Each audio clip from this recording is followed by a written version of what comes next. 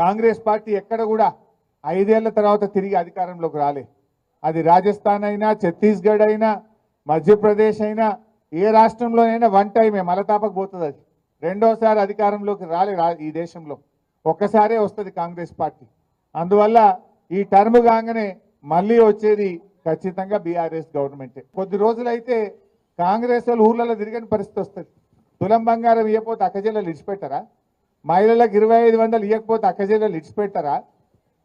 ఎన్ని చెప్పారు మీరు? ఏడైనాయి ఇలా 6 గ్యారంటీల్లో ఒక్కటన్నా అయిందా? 6 గ్యారంటీల్లో ఎన్ని చెప్పిండ్రు?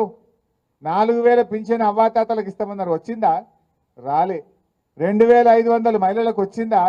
రాలే. అదేవిధంగా రైతు భరోసా 7500 ఇస్తామన్నారు, వచ్చిందా? రాలే. పేదలకు 5 లక్షలు ఇచ్చి ఇండ్లు ఇస్తాం ప్రతి ఒక్కరికన్నారు, వచ్చిందా? ఒక్కరికన్నా ఇండ్లు రాలే. విద్యార్థి